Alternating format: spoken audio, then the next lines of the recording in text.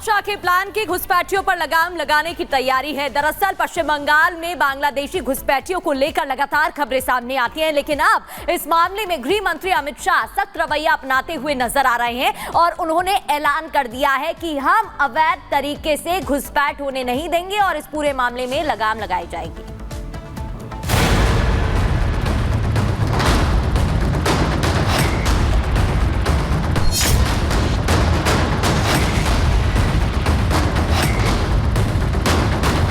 पश्चिम बंगाल में बांग्लादेशी घुसपैठ अब हमेशा के लिए बंद होने वाली है। गृह मंत्री अमित शाह ने ऐसा ऐलान किया है जिससे बांग्लादेश से आकर बंगाल में घुसपैठ करने वालों में खलबली मच गई है। दरअसल गृह मंत्री अमित शाह ने ऐलान किया है कि 2026 में अगर बंगाल में ममता बनर्जी की सरकार गई और बीजेपी की सरकार आई तो वो बांग्लादेशियों की घुसपैठ को हमेशा के लिए रोक देंगे।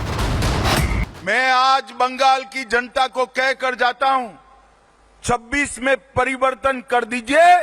इस घुसपैठ को हम पूर्णतया रोक कर दम लेने वाले हैं और शांति बंगाल में तभी हो सकती है जब ये घुसपैठ रुक जाए। अमित शाह ने केवल घुसपैठ बंद करने का ही ऐलान नहीं किया है, बल्कि अमित शाह ने वो प्लान भी बताया है जिससे बंगाल में सालों से चली आ रही घुसपैठ की समस्या हमेशा के लिए खत्म हो जाएगी। अमित शाह ने कहा कि अगर बंगाल में बीजेपी की सरकार बनती है तो हम बंदरगाहों पर नजर रखेंगे। बंगाल से बांग्लादेश और बांग्लादेश से बंगाल आने वाली नाव पर नजर रखी जाएगी और बांग्लादेश से सटी सीमा पर निगरानी बढ़ाकर घुसपैठियों को बंगाल में घुसने से रोका जाएगा। इतना ही नहीं, घुसपैठ के लिए पश्चिम बंगाल की मुख्यमंत्री ममता बनर्जी को भी अमित शाह ने जिम्मेदार ठहराया है और आरोप लगाया कि मुख्यमंत्री ममता बनर्जी की वोट बैंक की राजनीति की वजह से बंगाल में अशांति फैली है। जब कानूनी आवाजाही की व्यवस्था न हो तब आवाजाही अवैध रूप से होती है और जब अवैध रूप से आवाजाही के रास्ते खुलते हैं वो बंगाल की, भारत की शांति को बहुत क्षति पहुंचाती है। दरअसल अमित शाह ने घुसपैठ को रोकने का ऐलान पश्चिम बंगाल के नॉर्थ 24 परगना से किया है। अमित शाह पेट्रापोल भूमि बंदरगाह पर नए यात्री टर्मिनल भवन और कार्गो गेट का उद्घाटन करने के लिए पहुंचे थे, लेकिन उन्होंने उद्घाटन करने के बाद ममता सरकार पर जमकर हमला बोला और अपनी पार्टी का 2026 में बंगाल चुनाव के लिए एजेंडा भी बता दिया। Bureau report, Republic Bharat. और अब बात करेंगे महाराष्ट्र चुनाव के बयान से पहले ही इंडी गठबंधन में खटपट की।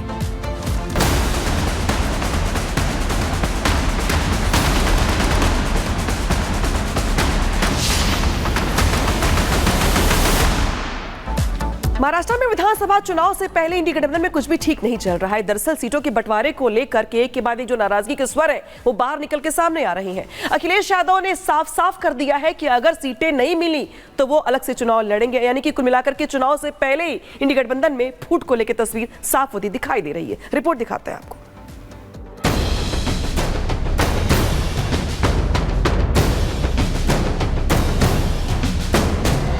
ये मुझसे मत पूछो, हम तो इग्नोर होने वाले लोगों में से हो सकते हैं, लेकिन राजनीति में ये समझना चाहिए त्याग की कोई जगह नहीं है। देखिए, समाजवादी पार्टी के प्रदेश अध्यक्ष तय करेंगे। इंडी वाले अब संभलेंगे या भिड़ेंगे? ये सवाल इसलिए क्योंकि यूपी उपचुनाव में सपा ने कांग्रेस को किनारे लगाया, तो अब महाराष्ट्र में इंडी गठबंधन सपा को किनारे लगाने पर तुली हुई है। सपा की 12 सीटों की मांग 5 सीटों पर आकर रुकी तो महाअघाड़ी को भी ये रास नहीं आया और शायद अपना कुछ यही दर्द अखिलेश यादव कुछ इस अंदाज में बयां करते नजर आए।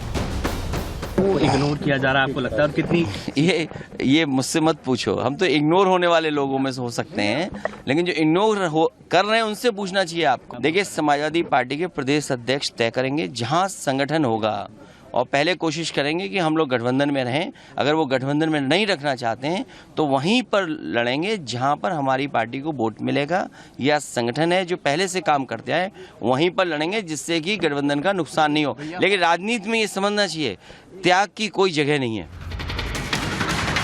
यानी चुनाव से पहले सीट बंटवारे को लेकर इंडी में जमकर घमासान मचा हुआ है। महाराष्ट्र की 288 में 18 सीटें इंडी ब्लॉक की अन्य सियासी पार्टियां जिनमें समाजवादी पार्टी, SWP, CPIM, आप समेत दूसरे दलों को देने की बात कही गई। आपको एक सीट दी जा रही थी तो पार्टी ने उस पर भी चुनाव लड़ने से इनकार कर दिया। और सपा भी आक्रामक है क्योंकि उन्हें कुछ नहीं मिला सिवाय आश्वासन के। ये सीटों का बंटवारा तो इलेक्शन के अनाउंसमेंट के पहले हो जाना चाहिए। जब पहले से महाविकास अघाड़ी बनी हुई है, इंडिया अलायंस बनी हुई है, तो फिर कंफ्यूजन किस बात का। लेकिन हमारा आपस में अगर सीटों की खींचातानी होगी, मैं समझता हूँ ये बिल्कुल ठीक नहीं है। हमें भी शामिल किया गया है महाविकास अघाड़ी में, लेकिन अभी तक हमारी कोई सीट की बातचीत नहीं हुई है। जिम्मेदारी माननीय खड़गे साहब, माननीय चेन्नीथाला जी, उन्होंने और AICC ने मुझ पर जिम्मेदारी डाली कि कुछ ऐसे निगोशिएशन होते, डायलॉग होते, करना चाहिए, संवाद करना चाहिए कि जो माननीय उद्धव जी के साथ करना चाहिए, माननीय पवार साहब के साथ करना चाहिए। इस पर चर्चा माननीय पवार साहब और हम करने वाले हैं। सपा महाराष्ट्र अध्यक्ष अबू काजमी साफ अल्टीमेटम देख चुके हैं। उस पर अब अखिलेश यादव का यह बयान कि हम तो इग्नोर करने वालों में से हैं, मतलब साफ है, या तो हाँ करो या ना करो, लेकिन जो भी करो जल्दी करो। ऐसे में सवाल यह उठ रहा है कि इंडी वाले महाराष्ट्र में संभलेंगे या आपस में ही भिड़ेंगे। Bureau report, Republic Bharat. और आगे बढ़ते हुए अब बात करेंगे त्योहार पर मची भगदड़ की और भीड़ में कैसे लोग घायल हो गए।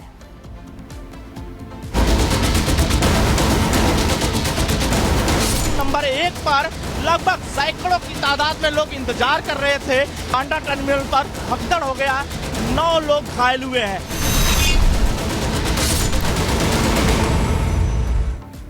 त्योहारी सीजन है, ऐसे में देश भर से लोग छठ के लिए और दीपावली के लिए अपने घर जा रहे हैं और सबसे बड़ा साधन रेलवे ही है।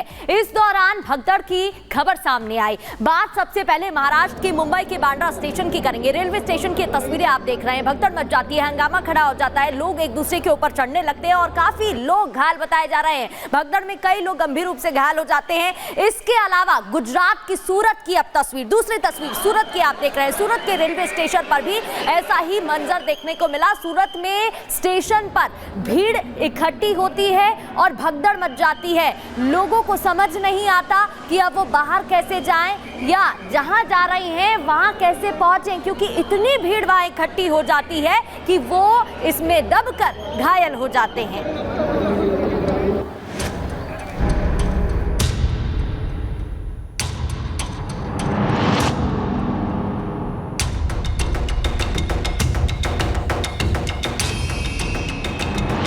जैसे जैसे त्योहार नजदीक आ रहे हैं, रेलवे स्टेशन पर घर जाने वाले लोगों की भीड़ बढ़ने लगी है और इसी बीच मची भगदड़ कई बार जानलेवा साबित होती है।